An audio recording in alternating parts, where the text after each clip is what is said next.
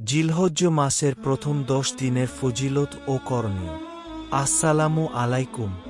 আমরা অনেকেই মনে করি বছরের সেরা দিনগুলো বোধহয় রমজান মাসে চলে গেছে।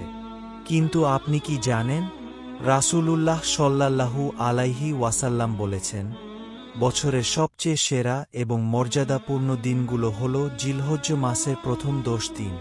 এই দিনগুলোর ইবাদত আল্লাহর কাছে এতটাই প্রিয় যে সাধারণ সময়ের জিহাদের চেয়েও এর সোয়াব বেশি।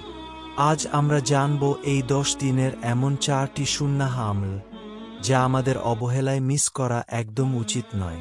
পয়েন্ট 1, জিলহজ্জ মাসের প্রথম 10 দিনের গুরুত্ব। পবিত্র কুরআনে আল্লাহ তাআলা জিলহজ্জ মাসের এই 10টি রাতের কসম খেয়েছেন। রাসূলুল্লাহ সাল্লাল্লাহু আলাইহি ওয়াসাল্লাম বলেছেন, জিলহজ্জের প্রথম 10 দিনের চেয়ে উত্তম এমন কোনো দিন নেই যে দিনগুলোর সৎ আমল আল্লাহর কাছে বেশি প্রিয়। সহিহ বুখারী। তাই এই দিনগুলোতে বেশি বেশি সুবহানাল্লাহ, আলহামদুলিল্লাহ এবং আল্লাহু আকবার বলা সুন্নাত। পয়েন্ট 2, চুলনখ না কাটার আমল। যারা এই বছর কুরবানি করার নিয়ত করেছেন তাদের জন্য একটি বিশেষ সুন্নাত আমল রয়েছে। জিলহজ্জ মাসের চাঁদ দেখার পর থেকে নিয়ে কুরবানি করার পূর্ব পর্যন্ত নিজের চুল, নখ বা গোঁফ কাটা থেকে বিরত থাকা। সহিহ মুসলিম।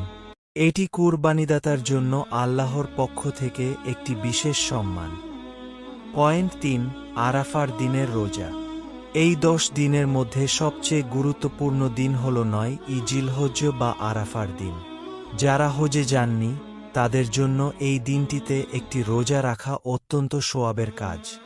নবীজি সাল্লাল্লাহু আলাইহি ওয়াসাল্লাম বলেছেন, আরাফার দিনের রোজার ব্যাপারে আমি আল্লাহর কাছে আশা করি যে তিনি এর মাধ্যমে বিগত 1 বছর এবং আগামী 1 বছরের গুনাহ ক্ষমা করে দেবেন। সহিহ মুসলিম। চিন্তা করুন, মাত্র একটি রোজার বিনিময়ে 2 বছরের গুনাহ মাফ। সুবহানাল্লাহ।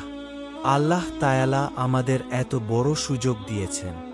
আসুন, জিলহজ্জ মাসের চাঁদ দেখার পর থেকেই আমরা অলস্তা না করে বেশি বেশি ইবাদত, জিকির এবং দান সদকা করি।